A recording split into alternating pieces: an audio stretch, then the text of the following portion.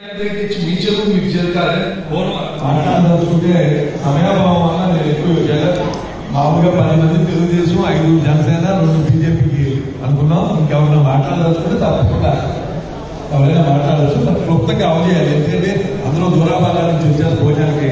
ఏంటో మహాత్మా గారికి పెద్దలు ఆల్బాల్ రాజా గారికి డాక్టర్ కామినేని శ్రీనివాస్ గారికి ఇప్పుడున్న పెద్దలు నమస్కారాలు. ఎలక్షన్ ముందు నరేంద్ర మోడీ గారు చెప్పినట్టు డబుల్ ఇంజిన్ సర్కార్ మీరు ఇచ్చినట్లయితే ఆంధ్రప్రదేశ్ అభివృద్ధి చేసి చూపిస్తామన్నారు. ఆ మాటని నిజం చేస్తూ ఈరోజు గౌరవ ముఖ్యమంత్రి వర్యులు అలాగే డిప్యూటీ ముఖ్యమంత్రి అయినటువంటి మన పవన్ కళ్యాణ్ గారు సహకారంతో ఈరోజు రాష్ట్రం ఏ విధంగా ముందుకెళ్తుందో ఈ గత 7 నెలల్లో మీరు అందరూ చూస్తున్నారు. ఒక చదువుకున్న వ్యక్తులు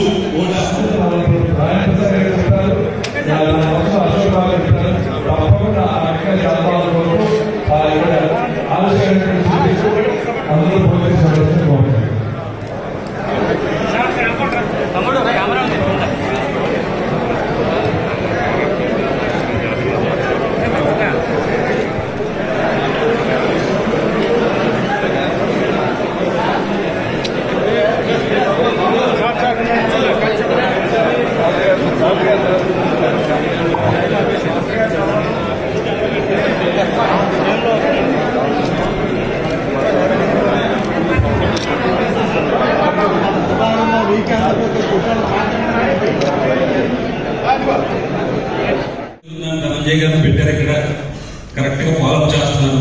నిన్న నేను మా సొంత గ్రామం చిక్కుకోవటం ఒక 56 కోట్లు ఉన్నాయి. ఈ 56 డైరెక్ట్ గా నేనే మాట్లాడితే దాంట్లో 35 మంది లోపల గ్రామంలోనే ఉన్నారు. ఈ 35 మందితో డైరెక్ట్ మీట్ అయ్యారు. వాళ్ళందరూ యువతే, అంటే ఉద్యోగ అవకాశాల కోసం చూస్తున్నారు.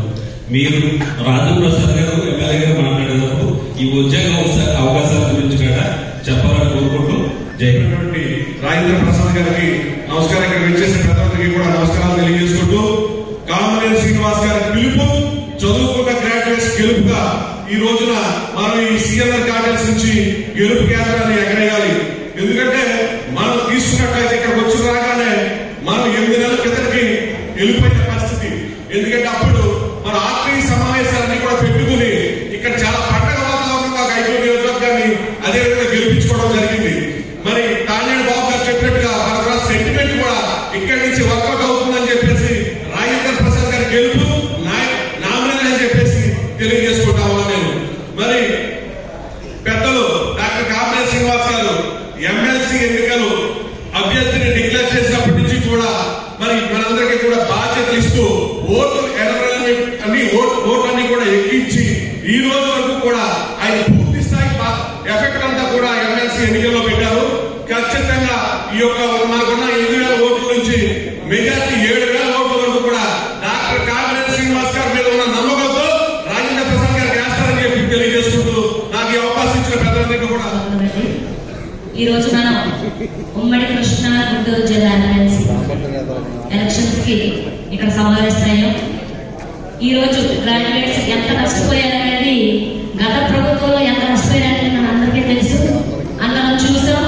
ఈ రోజు ఎప్పుడెప్పుడు ఉద్యోగాల అవకాశాలు వస్తాయని మనం అందరం ఎదురు చూస్తున్నాం. కాబట్టి ఖచ్చితంగా ఈ రోజు మన రాజేంద్ర ప్రసాద్ గారిని గెలిపించుకుంటే చదువుకున్న ప్రతి ఒక్కరికి కూడా ఉద్యోగ అవకాశాలు వస్తాయని 100% ఓకే అయిపోయింది. కాకపోతే మెజార్టీ ఇప్పుడున్న 6,000 పైచి ఓట్లు శ్రీనివాస్ గారికి అదేవిధంగా వచ్చినటువంటి హైదరాబాద్ మహారాజు కూడా కైకుల నియోజకవర్గ జనసేన పార్టీ తరఫున హృదయపూర్వక నమస్కారం తెలియజేసుకుంటాను.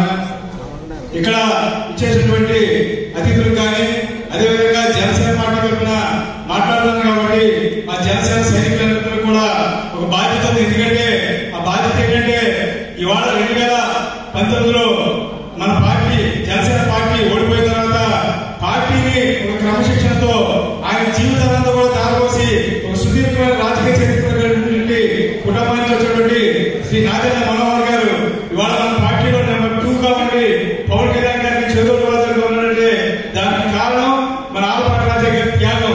ఆలపాటి రాజా గారి త్యాగాన్ని మన జనసేన సైనికులందరూ కూడా ఒక క్రమశిక్షణతో ఒక పోరాటంతో రేపు 27వ తేదీన జరిగినటువంటి ఎన్నికల్లో మనందరం కూడా ఆలపాటి రాజా గారికి మనందరం కూడా ఎవరైతే మనకి బాధ్యత డాక్టర్ కామినేని శ్రీనివాస్ గారు మన మీద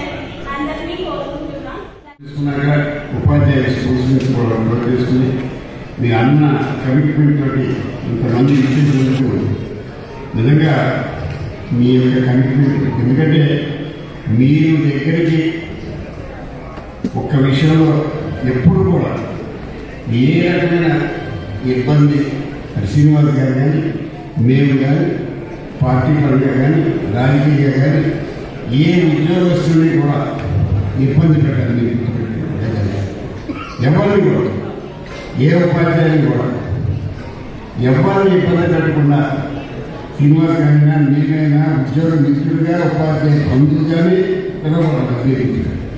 అందుకని మిమ్మల్ని స్వతంత్రంగా మేము పిలిచి ఓటానికి ఒక మా అందరికీ కూడా ఫండమెంటల్ రైట్ ఉంది మిమ్మల్ని ఓటారు. ఎందుకంటే మీకు తెలుసు ప్రత్యేకంగా కలిగిరిలో జూనియర్ కళాశాల సిబ్బంది కృష్ణా గుంటూరు జిల్లాలో పట్టభద్రుల నియోజకవర్గ కూటమి వ్యక్తిగా సంజయ్ గారు పాల్పడడం మనకి ఎక్కువగా ఆయన పరిచయం ఎక్కువగా అవసరమైంది. ఇలా గతంలో ఈ రాష్ట్ర పరిపాలనలో రాష్ట్రంలో జరుగుతున్న అనేక రాజకీయాలు కానీ ప్రజలకు అక్కడ అన్యాయాలు కానీ ఆయన మన భారీ వేడిన పదజాలంతో మన డిబేట్లో అనేక సందర్భాల్లో ఆయన కూడా చక్కటి విశ్లేషణతో ప్రజల నుంచి ప్రజలు జాగ్రత్త చేసినటువంటి వ్యక్తి ఆయన ఈరోజు మనగా మన అధ్యక్షగా నేను కూడా చాలా మనందరికీ కూడా ఒక అవకాశం విషయమే. ఎందుకంటే ఇది గ్రాడ్యుయేట్స్ కి మాత్రం రాజ్యాంగం ఇచ్చిన అదనపు ఓటు అనేది ద్వారా కేంద్రంలో మనకి రాజ్యసభ రాష్ట్రంలో కౌన్సిల్ కూడా మేధావులు అనేక రంగాల్లో నిష్ణాతులైన వ్యక్తిని పంపించడానికి రాజ్యాంగం ఏర్పాటు చేయడం జరిగింది.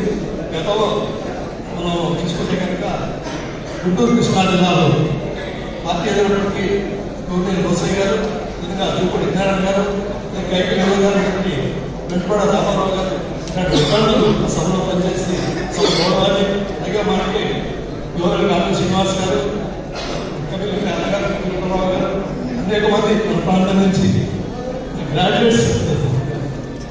ఇంకా మనకి ఒక అపవాదం కూడా ఉంది సోదరులారా, చదువుకున్న వాళ్ళు ఓటేటలో కాస్త అంజలితో వ్యవహరిస్తారనే ఒక అపవాదం ఉంటుంది.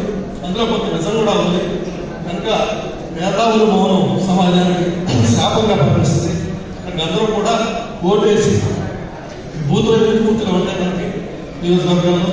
కనుక ప్రతి ఒక్కరూ కూడా అశ్రద్ధ చేయకుండా చివరి టైం వరకు ఆగకుండా ఓటు సద్వినియోగం చేసుకుని రాజాగారి వైపు లాంఛనమే అందులో కైకి నియోజకవర్గం మనం కీలక పాత్ర కీలక భూమి పోషించాలి. మన గౌరవ శాస్త్ర నేతృత్వాన్ని మనం చేసుకుంటూ ఈ అవకాశం ధన్యవాదాలు సెలవు చేసుకుంటాం. అక్కడ 84 సభ్యులుగా చేసి 85 సభ్యులుగా కృష్ణబాబు చేయడం. 2 ఏళ్ళకి రామారావు నన్ను ఎమ్మెల్సీ చేశారు. చేస్తే చంద్రబాబు నాయుడు గారు ఏం చేయాలి, శ్రీనివాస్ గారు ఎమ్మెల్సీ అయితే కాదు ఇంకేమైనా పెద్ద పదవి వాళ్ళని కాదు ఎమ్మెల్సీ బాగుంటుందని చేశారు. కానీ ఆ రోజు సభలో విఠలరావు గారు ఉన్నారు. కానీ ఆ సభని డిజాల్వ్ చేయమంటంలో నేను ఒక్కనే డిజాల్వ్ చేయను. ఎందుకంటే నాకు ఆ సభలో కూర్చుంటే బాధ వేసింది. అందరూ పెద్దాళ్ళకి కారణం లేకుండా రామారావుని ఆడిపోసుకుంటూ ఉంటారు. బాధ అనిపించింది ఏంటి ఈ సభలో ఇవాళ అలా కాకుండా అర్థవంతమైన చర్చలు జరుగుతా ఉన్న సభకి వాళ్ళ రాజేంద్ర ప్రసాద్ గారిని ఎంపిక చాలా సంతోషం. రాజేంద్ర ప్రసాద్ గారు నాకు 89 రామారావు గారు ఓడిపోయిన తర్వాత తను చాలా ముఖ్య భూమిక పోషించారు. మొదట్లో మా మేనమామ సిట్టింగ్ ఎమ్మెల్యే అక్కడ ఉన్న ఆయన సీనియర్ కాదని రామారావు రాజేంద్ర ప్రసాద్ టికెట్ ఇచ్చారు. తర్వాత ఆయనకి గౌరవించారు, జిల్లా పరిషత్ రాజ్యసభ ఇచ్చారు. అలా అప్పటి నుంచి రాజేంద్ర ప్రసాద్ గారితో పరిచయం. ఆ కుటుంబం కూడా బాగా చాలా కాకినాడ గుంటూరులో డాక్టర్గా ఉన్నప్పటి నుంచి ఎప్పుడు 1970 అప్పటి నుంచి పరిచయం. వాళ్ళ తండ్రి గారు బాబాయ్ గారు ఇక్కడ మన ఏలూరులో 10,000 ఉండేవారు. అంటే తన చదువు అంతా అవటానికి జనాలైనా అంతా ఏలూరులోనే చదువుకున్నారు.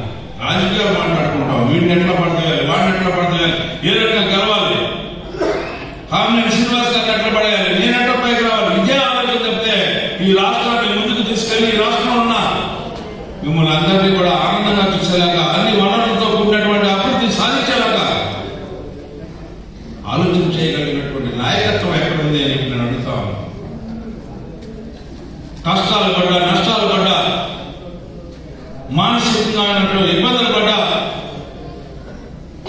ఈ రాష్ట్రాన్ని కాపాడబడాలనే సంకల్పంతో నడుస్తున్నటువంటి కూటమి ప్రభుత్వాన్ని ఒకసారి గమనించమని మిమ్మల్ని అందరినీ కోరుతా ఉన్నాను.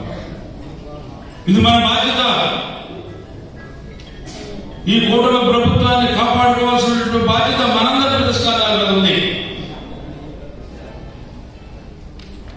దాంట్లో భాగంగానే నా యొక్క ఎన్నిక వస్తే అది అనివార్యమైతే అనివార్యాన్ని మనం బాధ్యత వహించాలి. ఒక సందేశాన్ని ఇవ్వాలి, ఒక సంకేతాన్ని ఇవ్వాలి.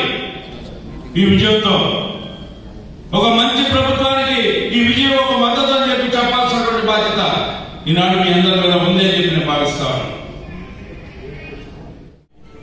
ఇది నా గెలుపు కాదు, ప్రగతికి పట్టం కట్టినట్టు ఎవరు ప్రత్యేక అనేది కాదు. ఇక్కడ ఒక మంచి ప్రభుత్వాన్ని గెలిపించుకున్నాం, అది ప్రగతికి గెలుపు అనేది ఈ రోజున మనందరం కూడా ఆలోచించి ఆ రకంగా ముందుకు నడవాలి. ఏమిటండి ఎక్కడుందండి రాజధాని? ఎవరు రాజధాని? అది మనందరూ రాజధాని. ఎవరైతే అక్కడ నివసిస్తా ఉన్నారో ప్రతి ఒక్కరిని భాగస్వామ్యం. ప్రపంచంలో ఏ దేశంలో కూడా ఇలాంటి రాజధాని లేదు. ఎక్కడైనా ఉంటే చెప్తానండి.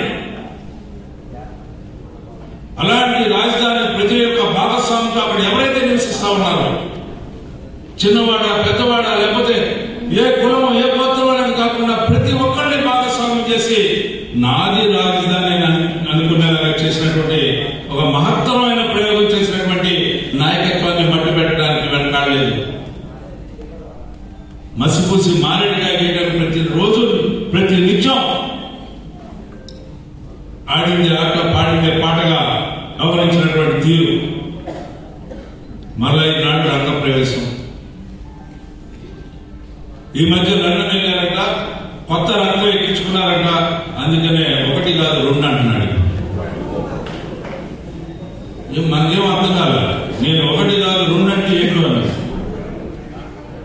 అందుకు మొదలే నేను రాత్రి కూడా మా నాయనతో మాట్లాడతానన్నాడు.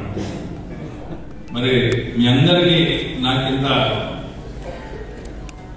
మీ అందరితో కలిసి ఇంతమందితో నేను ముచ్చరించే అవకాశం, నా భావాలను వ్యక్తం చేసుకునే ఒక వేదికని ఈ కైకలూరు నియోజకవర్గ నాయకత్వం నాకు కల్పించినందుకు హృదయపూర్వకమైనటువంటి ధన్యవాదాలు తెలుపుకుంటూ, నేను మీలో ఒకరిని, నేను ఎక్కడి నుంచో ఊడిపడ్డ వ్యక్తిని కాదు. ఒక కింద కార్యకర్త స్థాయి నుంచి ఈ స్థాయి వరకు వచ్చినటువంటి వ్యక్తిని.